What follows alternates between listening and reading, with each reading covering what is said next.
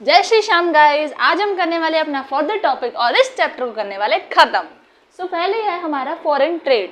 Foreign trade क्या है, अभी तक हम पढ़ चुके हैं हमारे एग्रीकल्चर सेक्टर, इंडस्ट्रियल सेक्टर। आज हम पढ़ने वाले अपने फर्दर टॉपिक जो कि इस चैप्टर में रिमेनिंग है, on the eve of independence. तो पहला है हमारा फॉरेन ट्रेड। फॉरेन ट्रेड उस टाइम इंडिपेंडेंस के टाइम पे हमारी फॉरेन ट्रेड की क्या क्या कंडीशन थी वो हम पढ़ेंगे। सबसे पहला है एक्सपोर्टर ऑफ रॉ मटेरियल। हमारा जो पहले इंडिया था वो बहुत ज़्यादा रिच सोर्स था, मतलब उसको एक्सपोर्ट्स के लिए बहुत जाना जाता था। और जो अभी हमने पढ़े थे हैंडीक्राफ्ट के प्रोडक्ट्स के बहुत ज़्यादा अच्छे एक्सपोर्ट थे, उसकी डोमेस्टिक डिमांड थी, फॉरेन डिमांड थी। लेकिन क्या किया फॉरेन वालों ने, ब्रिटेन वालों ने हमारी उसकी डिमांड एक्सपोर्ट्स को गिरा दिया, हैंडीक्राफ्ट इंडस्ट्री को, और हमारे रॉ मटेरियल के एक्सपोर्ट्स जो है यहाँ से ले जाने लगे, जिसके कारण हमारा जो फॉरेन ट्रेड था बहुत ज़्यादा खराब हो गया। रॉ मटेरियल के सोर्स जाने लगे हमारे यहाँ से, रॉ मटेरियल खत्म होने लगे, जिसके कारण हमारा जो इंडिया था वो एक बैकवर्ड नाश की तरफ जाने लगा। Right. Next is importer of finish good. Obviously हमने बात करी थी, जो भी ब्रिटेन के इंडस्ट्रियल गुड थे, इंडस्ट्रियल गुड्स को क्या किया जाता था, इंपोर्ट किया जाता था इंडिया से। क्यों? क्योंकि ब्रिटेन चाहते थे कि उनके प्रोडक्ट्स पे हम लोग क्या हो जाए, डिपेंडेंट हो जाए। तो यही हुआ, हम वो क्या हो गए, हम इंपोर्ट करने लगे वहाँ के फिनिश गुड्स का, और हमारे रॉ मटेरियल के सोर्स वहाँ जाने लगे, जिसके कारण इंडिया बैकवर्डनेस की तरफ मुड़ने लगा। Right. Next is monopoly control. आपको पता है उस टाइम हमारा फॉरेन ट्रेड होता तो था, लेकिन मोस्टली फॉरेन ट्रेड हमारा किसके साथ होता था, सिर्फ और सिर्फ 50% ट्रेड हमारा ब्रिटेन के साथ होता था, और जिसके कारण ब्रिटेन वालों को हमारा यहाँ पे क्या हो गया था, मोनोपोली कंट्रोल बन गया था उनका। ठीक है, तो वो जो प्राइस बोले, वो जो ड्यूटी लगाए, हम उन्हीं को फॉलो करते थे। Right, got it. Next is surplus trade but benefit to the British only. अभी हमने कहा सरप्लस ट्रेड कब होता है, सरप्लस ट्रेड जब होता है जब एक्सपोर्ट क्या हो ज़्यादा हो जाए इंपोर्ट से। तो एक्सपोर्ट इंपोर्ट से ज़्यादा हो गए तो हमारे लिए फ़ायदा है, लेकिन ये फ़ायदा जहाँ भी किसके पास रहा था, ब्रिटिशर्स के पास ही जा रहा था। कैसे? ब्रिटिशर्स उस अमाउंट को कहाँ पे यूज़ करते थे, एडमिनिस्ट्रेटिव सर्विसेज में, जो उनकी अपनी सर्विसेज थी एडमिनिस्ट्रेटिव, उनमें खर्च करते थे। उसका यूज़ इंडिया की ग्रोथ के लिए नहीं किया जा रहा था। तो ये हमारे क्या थे, फॉरेन ट्रेड के features. Got my point. Next is demographic profile. उस टाइम हमारी डेमोग्राफिक प्रोफाइल क्या थी, तो डेमोग्राफिक की बात करूं मैं तो उसमें क्या क्या चीज़ें आती है, जैसे बर्थ रेट, डेथ रेट। उस टाइम हमारा ये क्या क्या कंडीशंस थी, ये कुछ फैक्टर्स हैं जिसके बिहाफ पे हम डेमोग्राफिक प्रोफाइल को देखते हैं किसी भी कंट्री के। सबसे पहला है बर्थ रेट। उस टाइम पर बर्थ रेट बहुत ज़्यादा था। कितना आप लगाओगे, 48% लोग, 48% बर्थ रेट था, और डेथ रेट भी बहुत ज़्यादा था, 40% डेथ रेट था।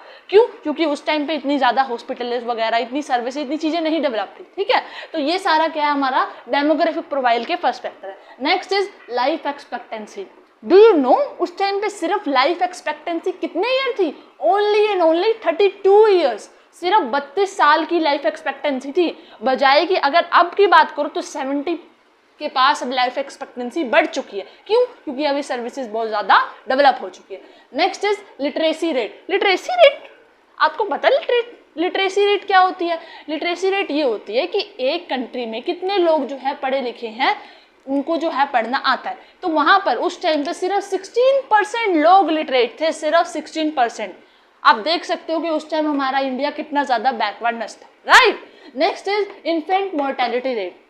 इन्फेंट मोर्टेलिटी रेट का मतलब क्या होता है, ये रेट होती किसकी है, एक साल में 1000 बच्चों में जन्मे नवजात बच्चे, उनमें से एक साल से पहले मर जाने वाले बच्चों की जो रेट होती है उसे क्या बोलते हैं, इन्फेंट मोर्टेलिटी रेट। उस टाइम ये भी बहुत ज़्यादा थी। कितनी थी? 218 पर 1000 थी, जो कि अब प्रेजेंट में बहुत कम हो चुकी है because of the services and the hospitalise जो भी आजकल डेवलप हो रही है। राइट। तो ये सारे हमारे क्या दिखा रहे हैं, डेमोग्राफिक प्रोफाइल के फैक्टर। एक इंपॉर्टेंट पॉइंट है कि हमारा 1921 उसको क्या बोला जाता था, ईयर ऑफ ग्रेट डिवाइड। इस टाइम पर डेमोग्राफिक ट्रांजिशंस बहुत ज़्यादा होने लगी थी। राइट।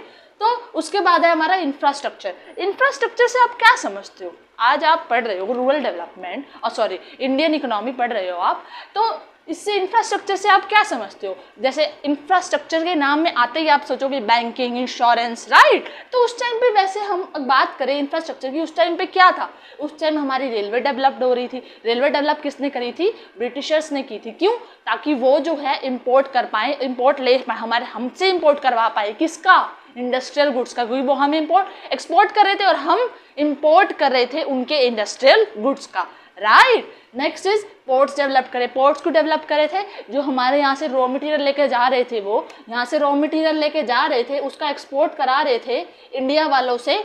यहाँ से कहाँ ब्रिटेन चाहता था जो रॉ मटेरियल हमारा उसका अच्छे से कर पाए एक्सपोर्ट, उसके लिए पोर्ट्स को डेवलप किया जाए, राइट। उसके बाद पोस्ट और टेलीग्राफ भी लाए गए। क्यों पोस्ट और टेलीग्राफ? ताकि एडमिनिस्ट्रेटिव सर्विसेज इनकी अच्छी हो पाए, इसीलिए पोस्ट और टेलीग्राफ भी डेवलप्ड हुए उस टाइम पे। नेक्स्ट रोड्स, रोड्स को भी डेवलपमेंट किया गया इसीलिए एडमिनिस्ट्रेटिव के लिए। तो ये उस टाइम इंफ्रास्ट्रक्चर के कुछ क्या थे, फैक्टर्स थे और फीचर्स थे, राइट।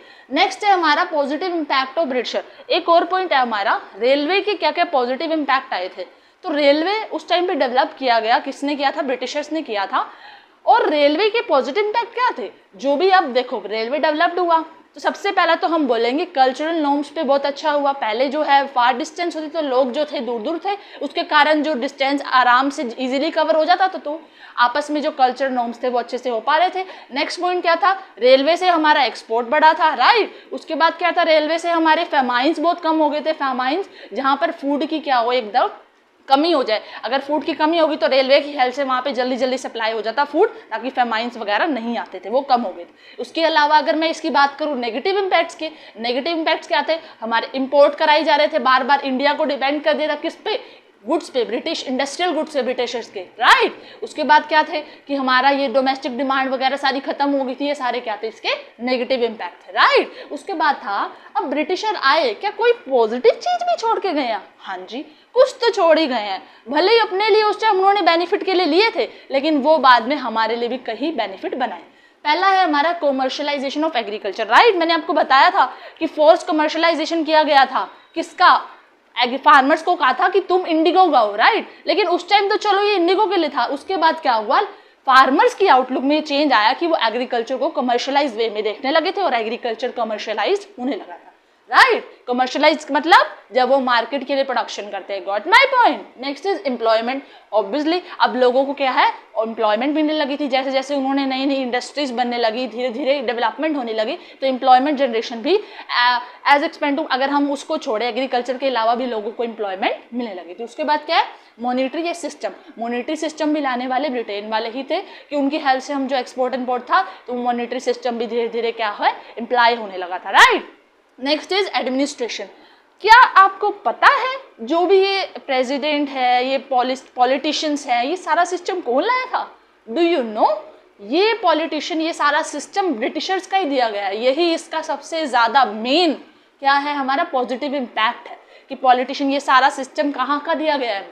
हमने फॉरेन वालों से लिया, right. Next is control upon famine. ये अभी हमने पढ़ा था कि रेलवे लाए थे कौन? ब्रिटेन वाले, ताकि वो लाए तो अपने लिए थी ताकि आराम से कर पाए इंपोर्ट, लेकिन इसके कारण कई जो एरिया थे बेचारे फेमाइंस आ जाते, जहाँ पे वहाँ पे रेलवे की हेल्प से जल्दी जल्दी फूड ग्रेन्स की सप्लाई हो जाती और फेमाइंस पे कंट्रोल आया। तो ये सारे क्या थे? Positive impact. तो हमारा आज जो है फर्स्ट चैप्टर कंप्लीट हो गया, that is on the eve of independence. I hope now it's clear. If you have any doubt then you can comment, right. जय श्री श्याम। Thank you.